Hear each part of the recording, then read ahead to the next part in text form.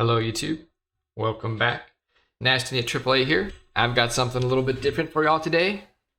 I've been playing a little bit of the new Diablo 4 expansion, Vessel of Hatred, playing the new class Spiritborn, and I wanted to kind of showcase a little build here. So for those of you, usually tuning in on Age of Empires content, don't worry, we're not switching to Diablo or anything like that. It's just I play a few different games here and there. I dabble in a bit of Diablo and other games from time to time. So, I've been grinding pretty hard this week on the new class. So I just kind of wanted to showcase this pretty cool build I've got going on. So this is right here. We got the new Spiritborn class, and we're playing with this this ability called Quill Volley, which is a very powerful S tier build in terms of like theory crafting and such. People have been saying really good things about it. So I kind of started off with the meta build, kind of did my own thing, and I'll get into that. So I'm gonna showcase you a little bit of the pit right here. So they've redone all the tournament levels in this game. Basically, it's all different now. All the gear stats, everything's been squished down. So it's hard to compare to previous seasons if you're familiar with that. So we're just gonna go straight in and play around a little bit. So right now we're in tournament 2. I've unlocked 3. I haven't gotten to 4 yet, but I'm going to show you what like a tournament 3 pit looks like right now, a tier 50. So obviously the same thing applies here. It's not like you're going to be doing tier 100s right away anymore. I don't think things have been squished down. So a tier 50 maybe is similar to that, or maybe a little bit lower. We've cleared up to about a 55 so far. I'll probably make another video follow up with this if I keep playing and get to the real end game where you get you got your mythic gear and stuff like that. I don't have any of that yet, but we're gonna just go ahead and jump in here. We're gonna pop some of our elixirs. I got a lot of attack speed on this build. I'll show you guys after the oh shit, I gotta get on the game here. We're gonna get killed. So we're gonna pop some of these guys off here. New season, new mode. So there's gonna be season elixir 2, I was gonna pop that in a second, but we got right into combat here. So as soon as we clear out these guys, we'll you can see like we're just going insanely fast, and I'll show you like my stats, my attack speed, everything right after we do this this little pit run. So I'm gonna pop one of these seasonal elixirs. Basically, just gives you extra drops, gives you a ton of extra XP. So we always want to be popping that before we do some runs and such stuff like that. So you can just see my attack speed is going crazy here. I'm popping off these Quill Volleys, they're bouncing back. We'll get into that too. We go over the build. But it's just, real fast, doing tons of damage here, clearing stuff out, no problem, right? I think the first problem I have is survivability right now with the build I have as it is. It's pretty heavy on the glass cannon style, where we're just, it's just hitting real hard, hitting real fast, but we're a little bit squishy. Not too squishy though. As you can see, we just took a pretty big hit right there. We don't have the right Mercenaries either. In this season, they added a feature where you have mercenaries. You have a primary and like kind of a secondary mercenary, a reinforcement mercenary, and we'll get into that too. Take a look at what we got going on. Right now, I'm just leveling up the mercs, so I don't have the proper one for the build set up, but we'll show you what that is and everything too. Just a little while here, but you can just see we're just clearing right through this. And the great thing about it is you don't even really need any like movement speed or anything with this build, because if you get into like an area with a bunch of monsters, you can change from one to the next. You can see on my guy, I kind of click around. I just drag my my controller stick. I'm playing with the controller in Diablo is what I like to do. It's a lot easier than trying to make it work on mouse and keyboard. I switched to mouse to a controller actually for Diablo 4 like a season or 2 ago, when I realized like a lot of the boss mechanics in this game, they're just like there's actually a lot you have to dodge sometimes, kind of like an MMO or something, or like a real action game where you have to actually dodge and avoid mechanics, and it's actually a lot easier to do on a controller if you get used to it. So we made the transition over, stopped using the mouse and keyboard for Diablo, and also I think it's probably going to help you out a bit with your ergonomics. Straining yourself out with your finger strain. As an RTS player, you gotta try to conserve your finger strength for that, and I didn't want to give myself any kind of a repetitive stress injury, for spamming the keyboard. So using the controller a lot easier, right? But anyways, let's see here. We're almost to the end of this pit, where you can see we're just blowing right through it. It's you know, it took us a while to get here with all this attack speed, but I'll show you what we got. We got a little, you know, we got a pretty early game build here still. Actually, I'm gonna show you what I got and how it worked too, so you guys can try to, if you are interested in playing Spiritborn or whatever, you guys can try it out too. It's pretty strong build. We got a little bit lucky too. We'll get into that as well. I'll show you what we got and how you might be able to make it work if you don't get as lucky. All right.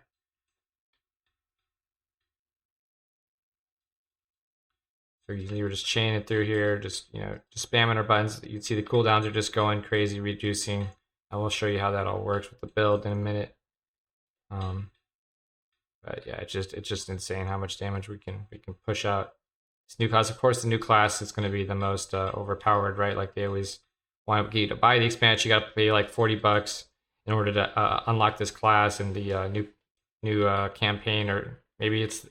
I'm not sure if you need to buy it necessarily. If you're planning to play a different class, maybe you can. I think you can still play the season, but you won't be able to. I don't think you'll be able to do the campaign. I'm not sure how it works with the new zones too. If you'll be able to access them without the expansion, but and here's the boss right here. We're going to get right into it. You can see the single target damage is insane. With the stagger potential, it's nuts too. You can see their stagger bars almost already full. Usually we just get them right away. This time they teleported away, but now you see it's already over.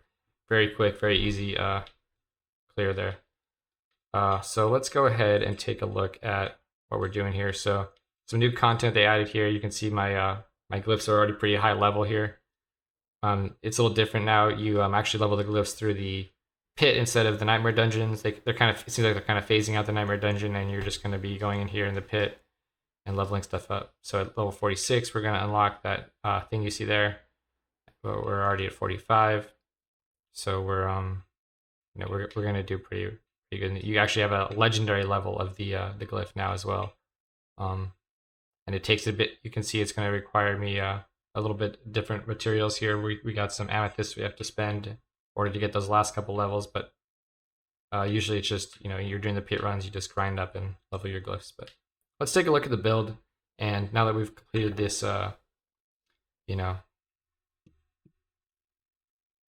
pit run showcase for you guys, we're going to go into the build here and talk about what we're doing and what's going on. So you can basically, for most of it, if you want to get started, you can just go on to like, what is the website? You can go to Icy Veins or the other one, that Maxroll. Maxroll's the one you probably want to start with. I mean, they don't always have the most, it's just theory crafting. It's not always, the most accurate, but it's good enough to get started. That's what I did.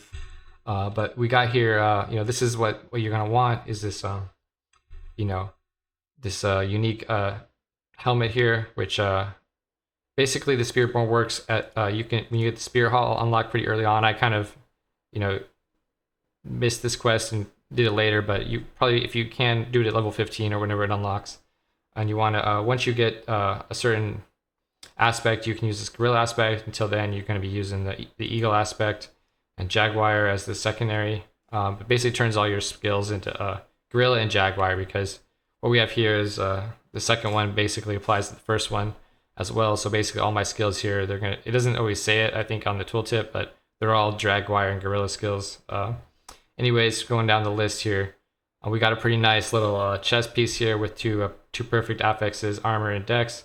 You can see the armor is going to be a lot lower. The stats are all a lot lower than previous seasons. Like we only have 950, armor. It's just they've kind of redone everything. They've squished all the stats down. It's a little different now. But this is about where you want to be. You want to try to. You have these new rune wards that you add. I'll get into those too. We'll talk about it. But you want Ragnath's Wake. This is a really nice boots, just because you get all the resist all for the higher torment levels, and all the we got a perfect affix there, which you can actually farm for this now in infernal hordes, which is really easy. But this is the one thing that I got really early on that I want to talk about. This is kind of the key to the build, right? Like you need this staff in order to make this build functionally work. So basically what it does is it makes your core skill a basic skill and your basic skill core skill, so they get that label cross functionally. And then but the other main thing that it does is it basically makes your core skill, the basic skill, and not take any resources to cast, right? It's free to cast. But when you have maximum resources, it's going to cast it and it's going to give you like an extra damage boost.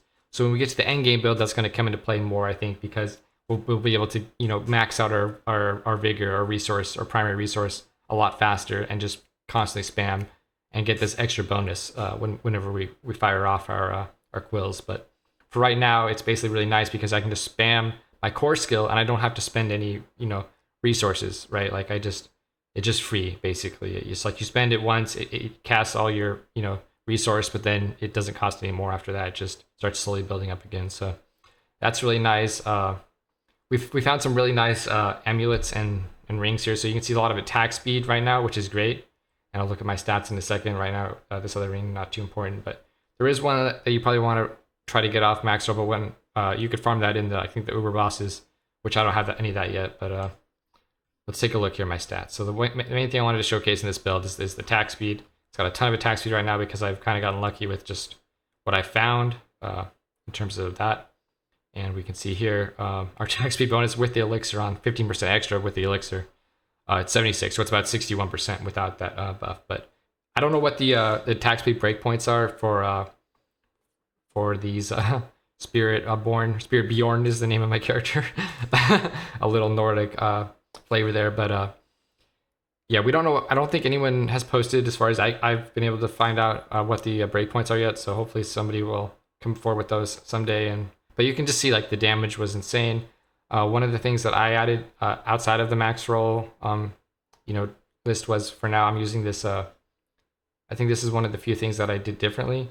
It's actually this one right here. So it's I imprinted it with the rapid the rapid aspect, which is basic skills gain 26% attack speed, which is insane because you know, because like I mentioned before with our weapon, our quills are now also a basic skill, so that's going to be an extra 26% attack speed up to 35% if we get, you know, the perfect the high roll on that. So it's a ton of extra attack speed. So even if you don't have like these items that I found with the extra attack speed on them, ton of extra attack speed, you can still get really high attack speed just with this imprint here.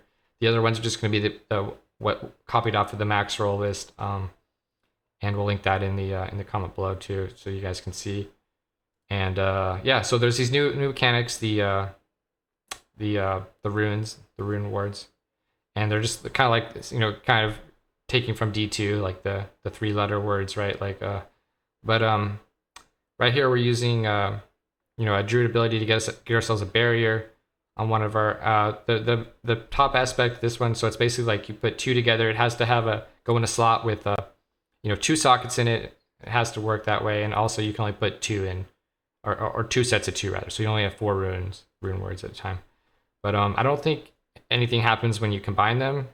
It's just that their separate abilities kind of come together. But it looks like there is a overflow. So basically what happens is as you know, do damage and do stuff in the game, you gain offering, and then it activates these rune words. So what we also have is cast the names, the same non-channeled skill 3 times in a row, which is going to be our Quill Volley, which is nice. On this one, we also have our, you know, inflict 8 crowd control, so extra crowd control, extra vulnerability, and then we have the Spirit Vorn's Vortex. So that's an ability that I actually don't have in my skill bar, so you have an extra ability there. But we'll real quick go into our abilities here. I'm not gonna talk about these because I don't really know too much about the class myself yet. But you can, if you guys want to see this. Otherwise, just, you know, refer to the max roll link below. This is what the skill build looks like right now. Going just through here real quick.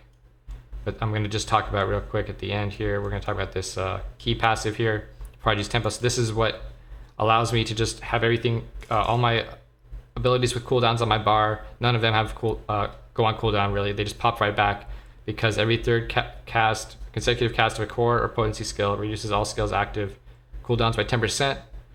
And then, you know, so we're spamming this just with the fast attack speed. We're just going crazy with the Quill Volley. So all of our cooldowns are just instantly reset, right? So we have, you know, we have Scourge. This is just like kind of what this does is it inflicts this poison effect on everyone, steals some health, and it also fears everybody. So if we go real quick, let's see, which one is it?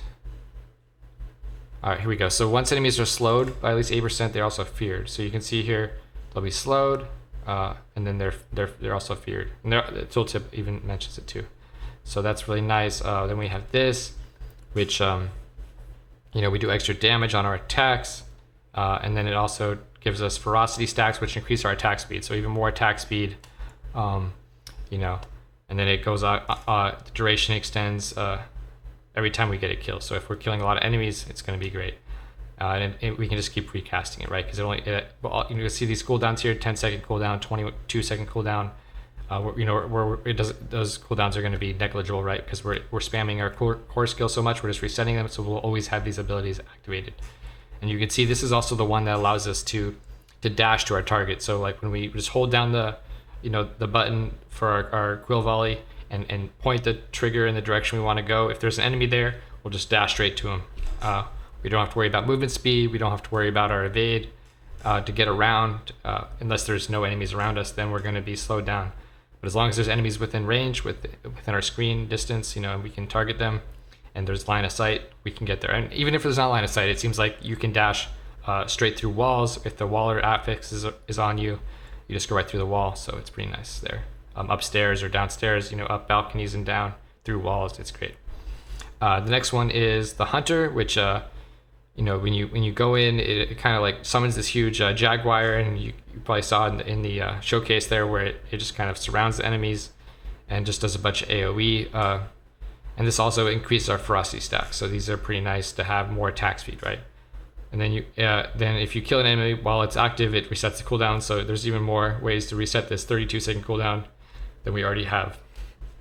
Counterattack. So this one is a defensive skill, and it'll increase our dodge chance, and then the dodge chance can direct attacks per second,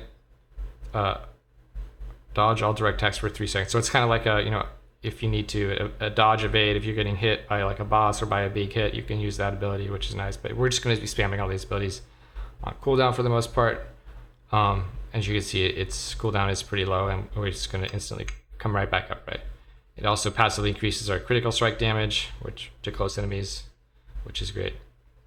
And the last thing besides the Quill Volley that we have here is the Armored Hide, which is another defensive ability, which allows us to become unstoppable and block chance increase to 100%, which is amazing.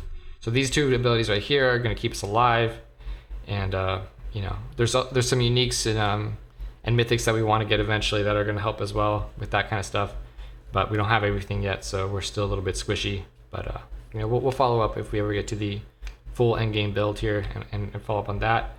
Last thing we'll talk about is the Quill Volley. So what we have here, this is one of the first things you want to find when you're leveling up, is this this affix here. It's the rebounding. So the Quill Volleys, when it goes out, it comes back.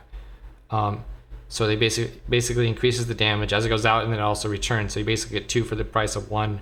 Your Quill Volleys go out and they come back in, and they just do a ton of damage. So that's one of the first things you want to try to find if you can. I believe you can get this affix from one of the new dungeons or one of the old dungeons or something, but I got that pretty early on. That was the first thing we got, and then we were very lucky. While I was leveling, you can see this item level is the new maximum is like 750 normally, but if you have a greater affix, it becomes 800. So 800 is actually the new item level cap, as far as I'm aware. In all the tournaments I've played so far, at least it is, and that's it. So you get 800 is the max, and then you see this one's only 625. That's because I got this while leveling. So I got really lucky, and I got basically the build enabling weapon while leveling. And this is really key. I don't know if you can farm this except for maybe off on Dario and Duriel, so you kind of have to get lucky. I got really lucky with it. But you can't play the build without this. I think there's ways. You just have to run a generator as well instead of this build exactly as it is. And in the max roll link that I'm going to provide below, it's going to explain the starter tournament build without these unique items. So that will be how you'll run it. You'll just have to run a generator, and you'll just spam Quill Volley when you have resources, right? So the last thing I wanted to showcase here was the new Mercenaries. So the way that's going to work is we're going to go to this place called the Den, which is where you have your, it's like 4 different mercenaries, and you can choose which ones you want to run, and you can also choose which abilities. They have their own skill trees. They're not very too detailed, but we'll go into them real quick. I'm going to switch to the mercenaries that we want. So these are the two that we're going to be using here. The first one, his name is right here, that you'll get from the doing the campaign. And you'll probably have these in your quest logs to hire the others if you need to. But you'll start with him, you level them up. They go up to like level 10, I think. Maybe they get stronger beyond that. Looks like you just get more bartering currency, which is something I'll talk about in a sec. But you want to make sure that you get this this guy, because basically every time you die, you basically get regenerated by him, I believe. Maybe I'm mixing him up with the other one, but do I have the right skills set up here? Valiance, right? So okay, so it's not your when you die, it's when you take a lot of damage. He comes to your aid, he knocks down a bunch of enemies and makes you unstoppable, which is really nice every time you take more than 15%. And then he also shield charges, you want to get that, and you want him to be able to slam and stun people, which is really nice. You know, getting a lot of stagger on people, on your enemies in this game is really valuable, especially against bosses, which we'll also talk about. And then your other mercenary, Veriana, is the one you want. And what's great about her is you run her as a reinforcement, and she casts this ability called Earthbreaker, which basically she crushes the ground, leaving people to knocks them down so they can't move.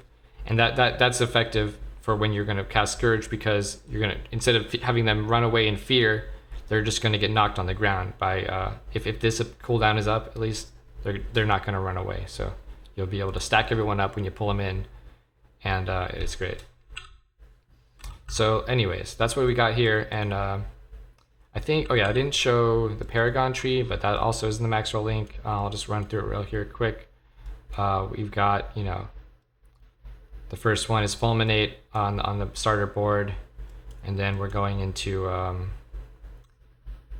Talon in the second board, which is the Convergence board, and then the third board is going to be Spirit, which is on the Viscous Shield board, and then fourth board is Revenge, which is, I don't have it unlocked yet, but it's going to be the sapping board. And then the final one is the max you can have now, is only 5 boards. You get the Colossal Glyph on the Revealing board. So that's how it works. But you know, just refer to the Maxwell guide for most things. But if you guys are interested on this variant that I have with the extra attack speed, anyways, like I said, we don't know what the breakpoints are yet, but hopefully we'll find out soon. And then I can try to, you know, min-max this build a little better. But right now it's a lot of fun, and I recommend it. You know, Diablo 4 started off as a really crappy game, and it's gotten better and better as they've, you know, they fixed itemization. I think is when I came back to the game a couple seasons ago. When they fixed the itemization, it was really bad at first. Now it's a lot better, and they're starting to add more and more in-game content. With the new expansion launch, I would say there's even way more content, and you know, a lot of things have been reshuffled around, and there's also a lot of bugs. So maybe if you guys are on the fence, you know, thinking about coming out playing this game, maybe I would recommend maybe if you're not 100% like into it, like maybe you're not sure, maybe wait another season for them to fix a lot of these bugs, you know, that they've introduced with the new expansion, all the new content, all the, you know, reshuffling of the deck that they've done to everything, to the torment levels, to the, you know, end game content, to the stat squishing and everything. They've changed up a lot. So obviously there's a lot of bugs. They clearly didn't beta test this at all, which is kind of the downside of it. But other than that, it's a pretty fun game. I'll be playing a little bit. You know, the start of every season, I'll probably play for a week or two, and then, you know, we'll keep going on with the Age of Empires content for the most part. We're gonna be keep playing that game as our main thing. So, anyways, hope you guys enjoy the video. Let me know what you think in the comments below, and I will see you in the next one. Peace.